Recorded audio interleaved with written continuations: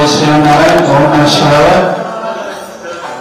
निवासी మరియు వర్తమానాశులందరూ కూడా విజ్ఞప్తి ఈ మహాశివరాత్రి పర్వదినాన్ని పురస్కరించుకొని ఆలయంలో ఈ సాయంకాలం అంటే ప్రదోష కాలంలో శ్రీ త్రిపుటేశ్వర స్వామి వారి యొక్క మహాక్షీర రుద్రాభిషేకాన్ని సంకల్పించుకున్నాం. ఈ మహాక్షీర రుద్రాభిషేకాన్ని 100 లీటర్ల పైగా పాలతో చేయాలనేటువంటిది ప్రతి సంవత్సరం కూడా ఉండేటువంటి సంకల్పం. కావున ఈ సంకల్పానికి భక్తులంతా కూడా సమర్థుగా పాలన తీసుకొచ్చే స్వామివారికి ఆ అభిషేకంలో మహాక్షీర రుద్రాభిషేకంలో బలవంతుగా ఆ పాలని క్షీరాన్ని స్వామివారికి సమర్పించవచ్చు. గోక్షీరము అంటే ఆవు పాలు. ఆవు యొక్క రోమంలో ఒక్కొక్క దేవత నిక్షిప్తమై ఉంటారట. 33 కోట్ల మంది దేవతలంతా కూడా ఒక్క గోవులోనే నిక్షిప్తమై ఉంటారు. కాబట్టి ఆవు అంత పవిత్రమైనదిగా మనం భావిస్తాం. కాబట్టి అలాంటి ఆవు పాలతో శ్రీ త్రిపుటేశ్వర స్వామి వారిని అభిషేకించుకోవటం పూర్వజన్మ సుకృతం. అందున మహాశివరాత్రి పర్వదినం నాడు బ్రహ్మసూత్రం కలిగినటువంటి ఆ శివుణ్ణి క్షీరంతో అభిషేకించడం అనేది ఎన్నో జన్మలు చేసుకున్న అదృష్టంగా భావించుకోవచ్చు.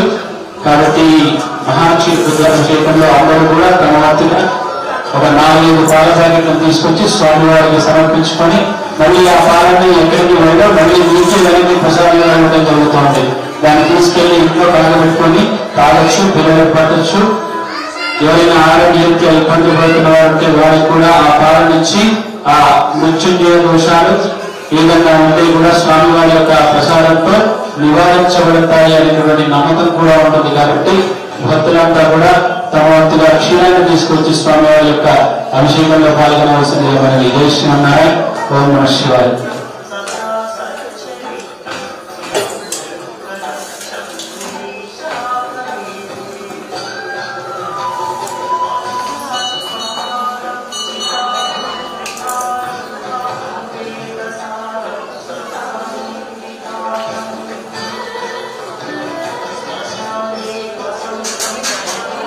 స్వామివారి యొక్క ప్రదోషకాలాభిషేకం 6 గంటల స్కెడ్యూల్. 6 గంటల 17 నిమిషాలు ఆల్రెడీ ఆలస్యం అయిపోయింది. ఇంకా పోతూ ఉంటే 7:08 కూడా చేస్తారు. మళ్ళీ కళ్యాణం లేట్ అవుతుంది. ఇంకా మనకి 4 అభిషేకాలు మిగిలి ఉన్నాయి. కాబట్టి దయచేసి భక్తులంతా కూడా ఆ విషయాన్ని గుర్తుపెట్టుకొని ఆలయాన్ని త్వరగా వచ్చేసి స్వామివారి యొక్క అభిషేకంలో పాల్గొనవలసిందిగా మనవి. రోజు ప్రతి మాస శివరాత్రి చేసుకుంటాం. ప్రతి నెల వచ్చేటటువంటి మాస శివరాత్రి. ఆ మాస శివరాత్రికి ఆలస్యంగానే వస్తాం. అలాగే మహాశివరాత్రికి కూడా ఆలస్యంగానే వస్తాం. మీరు ఇంతే ఆలస్యంగా వస్తాం అని అంటే నేను కూడా చేసేది ఏం లేదు. ఆలస్యానికి నేను కారణం కాదు, మీ ఆలస్యానికి మీరే కారణం. The one who has punctuality will have everything. Punctuality అనేది ఒకటి ఉంటే అన్ని ఉన్నట్టుగానే భావించుకోవాలి. పంక్చువాలిటీ ఉంటే ఏదైనా సాధించవచ్చు.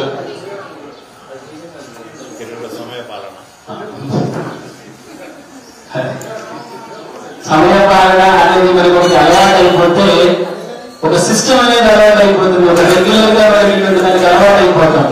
లేదు లేట్ అనేది అలవాటు చేసుకుంటే చేసేయమన్నారు. ప్రతిదానికి లేట్. ఆ లేట్ యొక్క ఆలస్యం యొక్క విలువ తెలిసే ఒక ప్రాణం ఖరీదవచ్చు కూడా. అప్పుడప్పుడు సినిమాలో చూస్తూ ఉంటాం మనం, ఒక 2 నిమిషాల ముందు తెస్తే బతికేవారమ్మా అని. ఈ 2 నిమిషాలు ఎక్కడి నుంచి వచ్చింది? మనం చేసిన ఆలస్యమే, ఎవరితో కాదు. మనకై మనం ఇంట్లో నుంచి కలగకపోవటం, ఆలస్యంగా బండి దొరకపోవటం, ఇదంతా మనం భగవంతుడు చేసుకునేటటువంటి క్రతువుల్లో భాగంగానే ఉంటుంది ఎప్పుడు కూడా.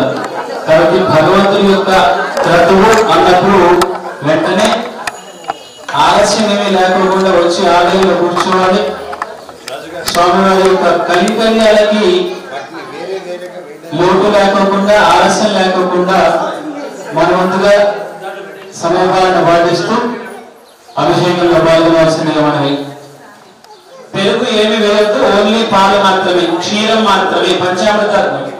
పంచామృతాలు తెస్తే ఇప్పుడు ఏమి ఉండవమ్మా, ఓన్లీ పాలు మాత్రమే ఉంటాయి. ఎవరైనా సరే తమ శక్తి అనుసారంగా, మాకు శక్తి లేదండి, ఒకటే పాలు ఏమీ లేదు, ఒక పిజ్జాకి వెళ్తే అవుతాయి 1000 రూపాయలు. ఈ 1000 రూపాయలు పాలు తెస్తే మళ్ళీ పాలను తీసుకువెళ్ళి అభిషేకించి అదే పాలని మళ్ళీ భక్తులకు ప్రసాదంగా ఇవ్వడం జరుగుతుంది. ఎక్కడ వ్యర్థం అనేది జరగదు. పొద్దున్న నుంచి 7 రుద్రాభిషేకాలు జరిగాయి. ఒక్క లీటర్ పాలన వేస్ట్ అయ్యేమో మీరు చూసుకోండి.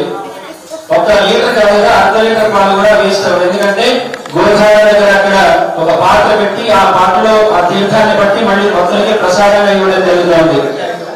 కాబట్టి మనం కొన్ని కామెంట్స్ ని తీసుకోకుండా భగవంతుడికి యథాశక్తిగా ఆ పాలని సమర్పించి అభిషేకంలో పాల్గొని స్వామివారి యొక్క అనుగ్రహాన్ని పొందేటటువంటి ప్రయత్నం చేద్దాం. ఆలయంలో ఉన్నంతసేపు కూడా వచ్చేసి భక్తులు మిగతా ముచ్చట్లన్నీ మానేసి భగవన్నామస్మరణ మాత్రమే చేసుకునేటటువంటి ప్రయత్నం చేయండి.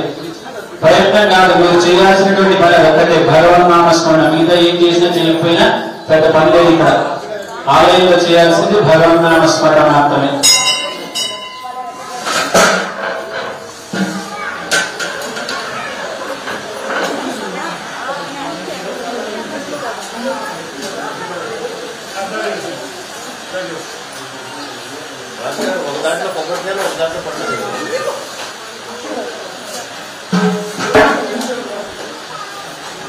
ఆలయంలో నేను పొద్దున్న నుంచి అభిషేకాలు జరుగుతుంటే చూస్తూ ఉన్నాను.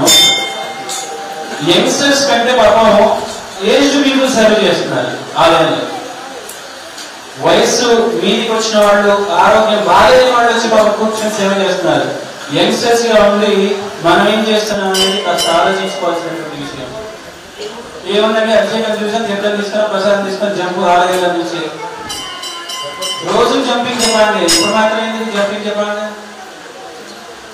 ఎట్టారు పండగ పూట కూడా బయట తిరిగే ప్రయత్నమేనా? ఒక పూట ఆలయంలో, ఒక రోజు, ఒక పూట, కొన్ని గంటలు ఆలయంలో కూర్చోబెట్టే పెద్ద టాస్క్ అండి బాబు. సినిమా థియేటర్లో అయితే కూర్చుంటాం, బ్యాక్ టు బ్యాక్ 2 సినిమాస్ అంటే చూస్తాం.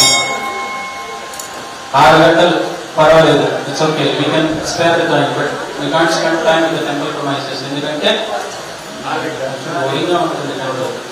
ఏం కాదు, temple is always very interesting when you come to know who is God and what is God. భగవంతుడు అంటే ఏంటి అనేది తెలుసుకునేటటువంటి ప్రయత్నం చేస్తూ ఉంటే అప్పుడు మనకి భగవంతుడు కూడా ఇంట్రెస్టింగ్ గానే అనిపిస్తాడు.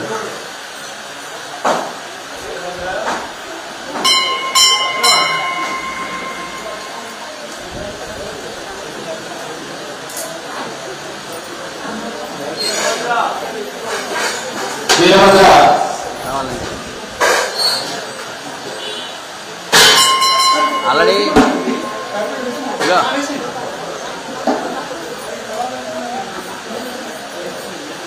సాయి చెప్పేసి నేను పైకి నువ్వు మాట్లాడు. వద్దు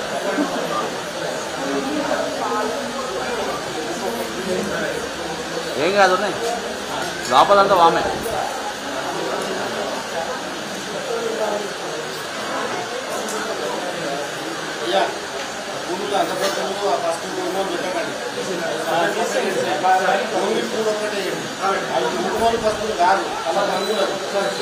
ఆలయంలోకి వచ్చినటువంటి భక్తులకు విన్నడం ఏంటంటే, ఆలయంలో వచ్చినప్పుడు మనతో తెచ్చుకున్నటువంటి చిన్న పిల్లల్ని జాగ్రత్తగా చూసుకోవాల్సిన బాధ్యత మీదే.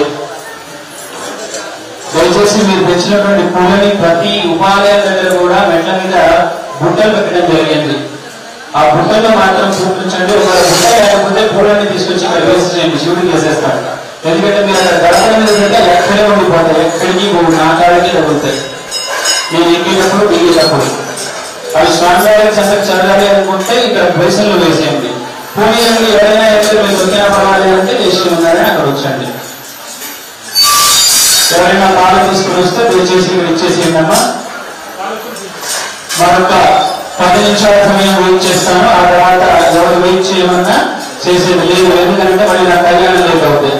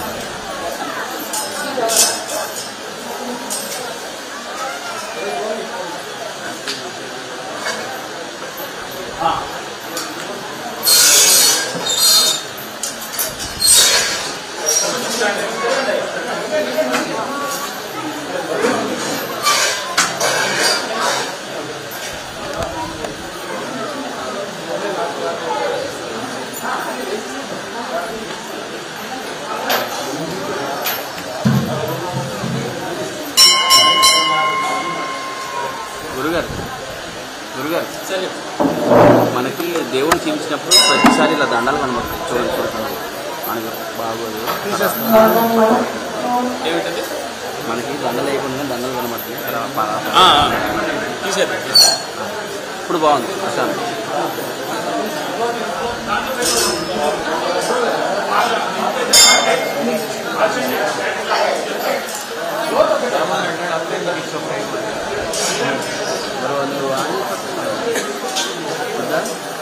ఇంకోటి